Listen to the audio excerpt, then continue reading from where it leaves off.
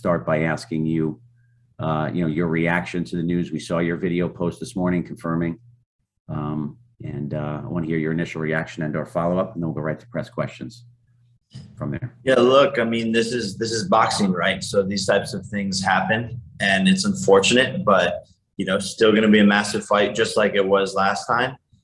There's celebrities coming out left and right.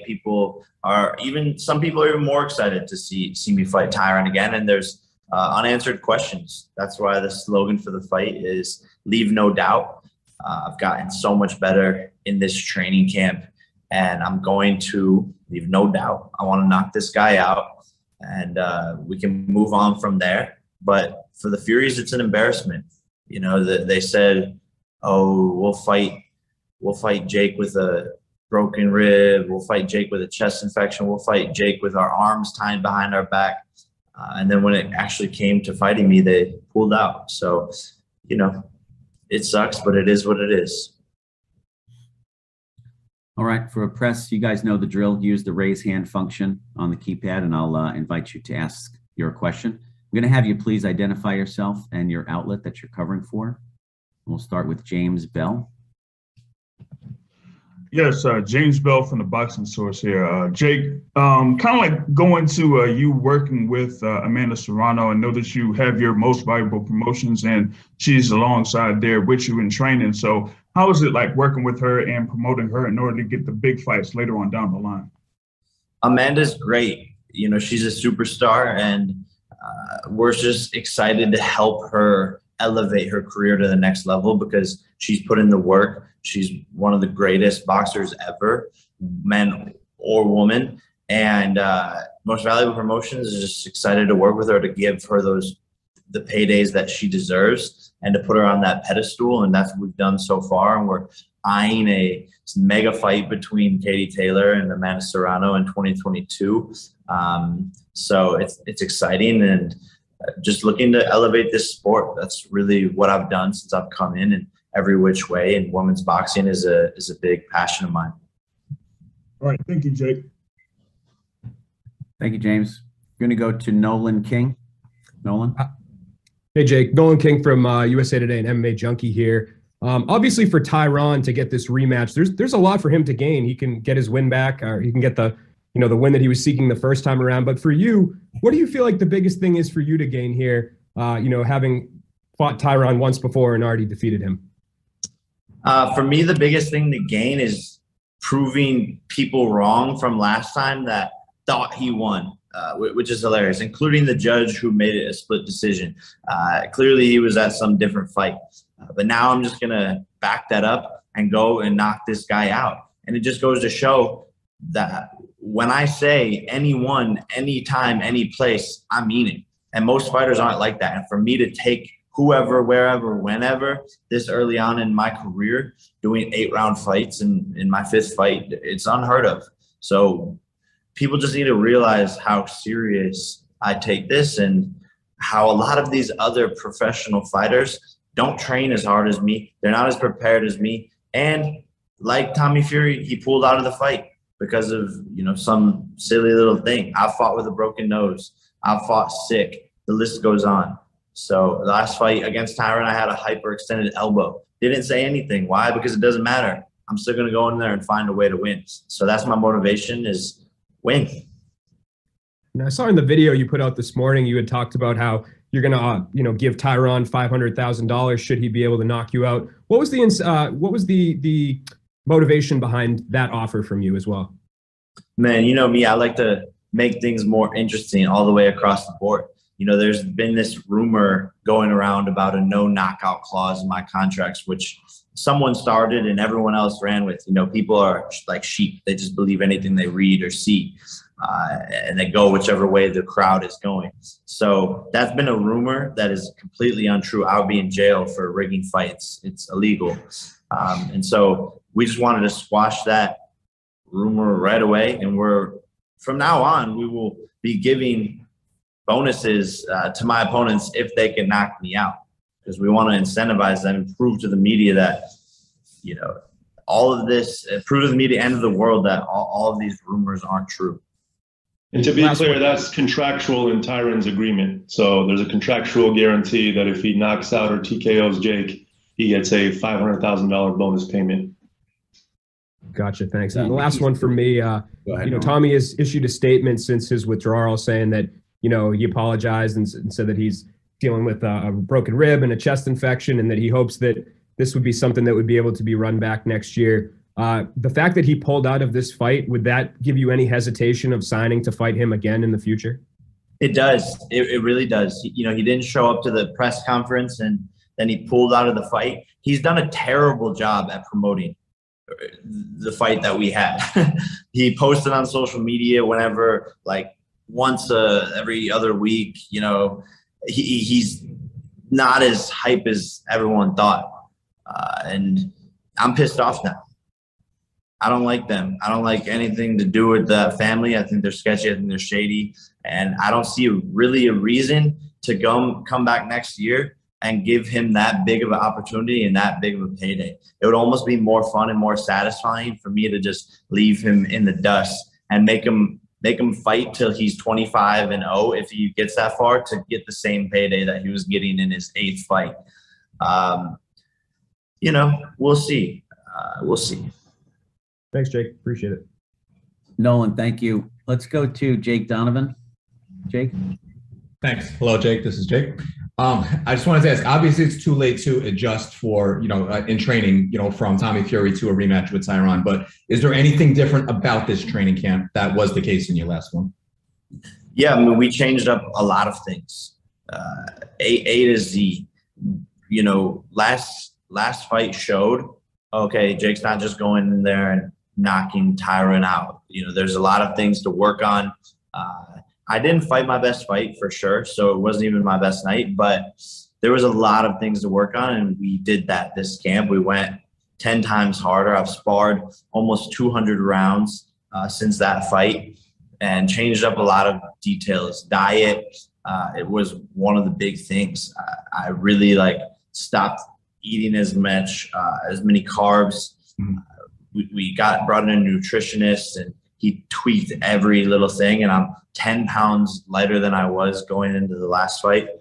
So I'm feeling faster, but also stronger at the same time. Gotcha. I appreciate that. And then I also appreciate you clearing up, the no knockout, rumor in your contract. If you can also clear up a rumor about drug testing involved in this fight. Yeah, same thing. Again, it's people making stuff up. John Fury, again, he spent 11 years in prison. He's a delusional old guy, and making a rumor up. And of course, everyone believes anything they read on the internet today, which is sad because people don't actually look into it. But the smart ones who did look into it saw, oh, wait, no, there is drug testing for this fight. The Florida State Athletic Commission is drug testing Jake and Tommy multiple times. And so there was never a denial on my end of doing any sort of drug tests. And then I look at that same thing where they're out there saying, Tommy will fight Jake with an arm tied behind his back. Tommy will fight him with this. Tommy will fight him with that. And then it turned out not to be true. Then they come out and say, oh, Jake didn't want a drug test. So wait a second. Maybe they're the ones using the steroids or whatever it is. Who knows? They're a shady family, and do a side-by-side picture of me and Tommy. Gotcha. I look like I eat cookies.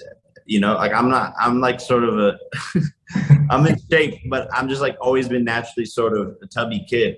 And Tommy is ripped to shreds. Why isn't he fat like Tyson? My guess is whoever smelt it dealt it. Gotcha. Thanks for clearing that up. Looking forward to seeing you next week. Jake, do you eat cookies?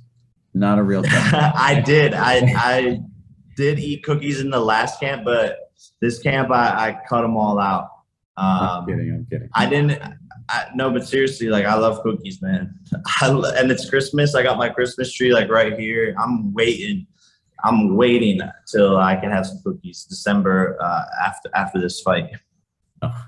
All right. Our next one comes from Jeremy Herridges. Jeremy. Hi, Jake. Jeremy Herridges with Fansided.com.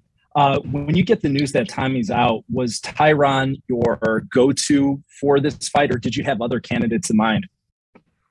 Yeah, Tyron was the immediate go-to. He had been training, And again, last fight was massive, had a ton of hype around it, and there was unanswered questions. So he was really the perfect person to throw in there. Your comments about Tommy and pulling out of this fight, it really seems like you're kind of questioning his heart. Are you also questioning his motives? Do you feel like he was looking for an out in this fight? For sure, man.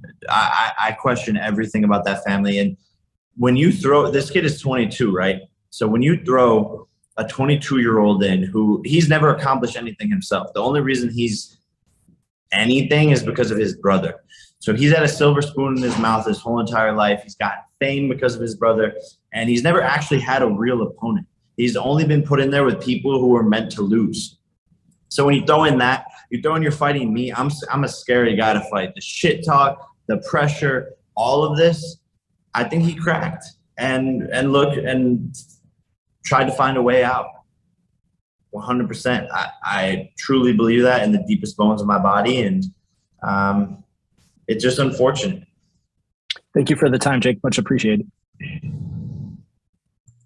Thanks, Jeremy. Next question is from Damon Martin. Damon, go ahead. Hey, Jake. Damon Martin from MMA Fighting. Can you kind of give me a timeline how this whole thing unfolded? Like, when did you get the news that Tommy wasn't going to fight, and then how quickly did the Tyron fight come together? Yeah, I got the news early Friday morning when it was pretty much a done deal. And my manager, Nikisa, had already spoken to Tyron, who was willing to step up. And I believe, later that evening or the next day, we already had the contract signed from Tyron.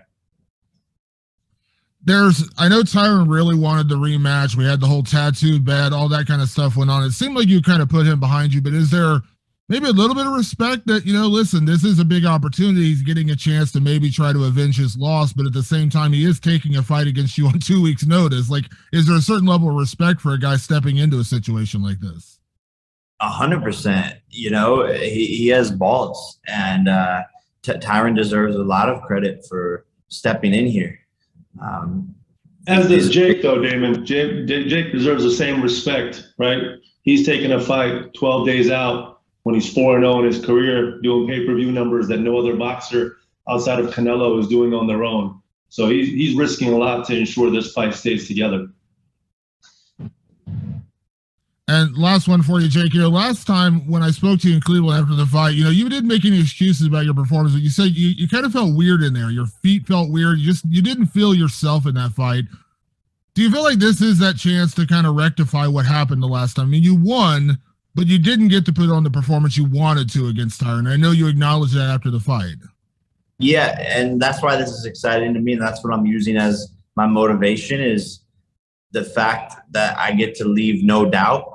And like you said, last fight, I had a hyperextended elbow, and I was massaging my legs the morning of the fight, which is why I found out that, I get into the ring and I was feeling like just weak, almost like I was like sort of in space.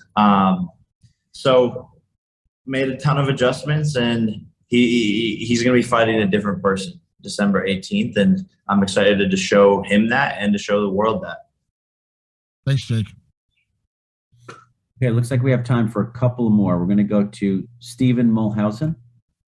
Stephen?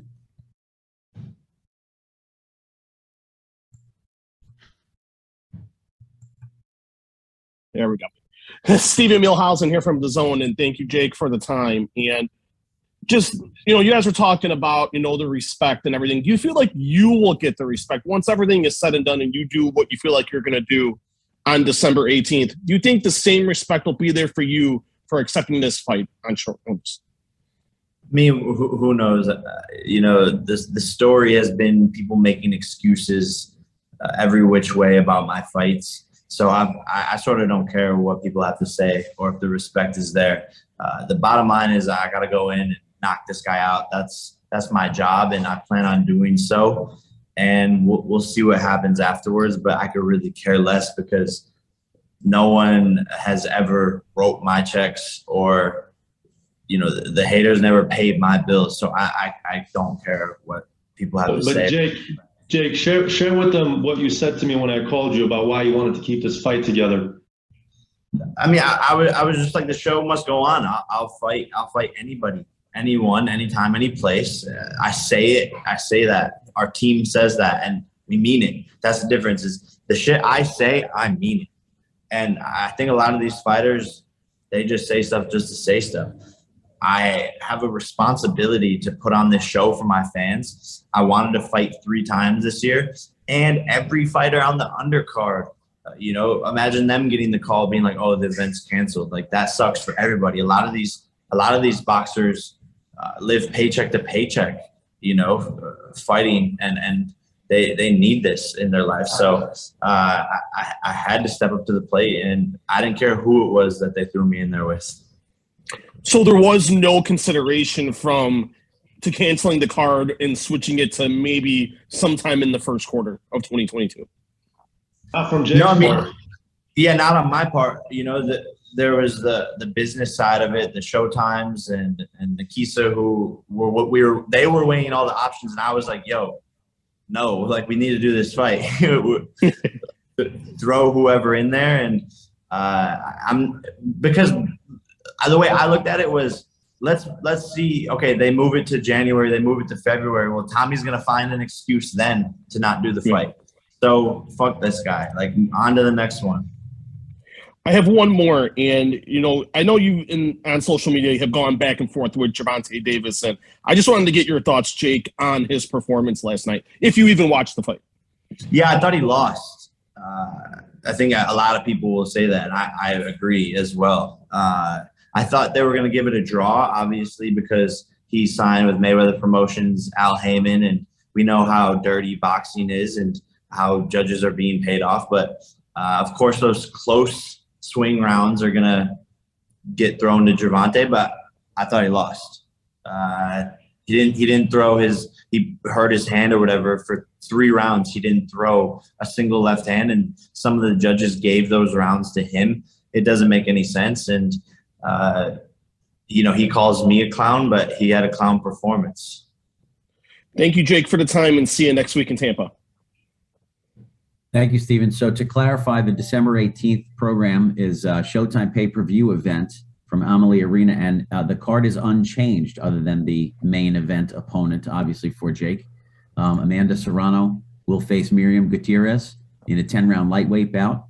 NBA star Darren Williams will face one of the NFL's leading rushers, Frank Gore, in a 4-round heavyweight bout. Those men are making their professional boxing debut. And top junior welterweight contenders, Liam Paro, undefeated fighter, facing Yomar Alamo, also undefeated, in a 10-round junior welterweight bout. So the event goes on as changed, thanks to the good work by Nikisa, the commitment from Jake, and from Tyron Woodley. I want to thank you guys for joining us today, and Jake, thank you for your time. Thank you, guys. We'll see you all next week in Tampa.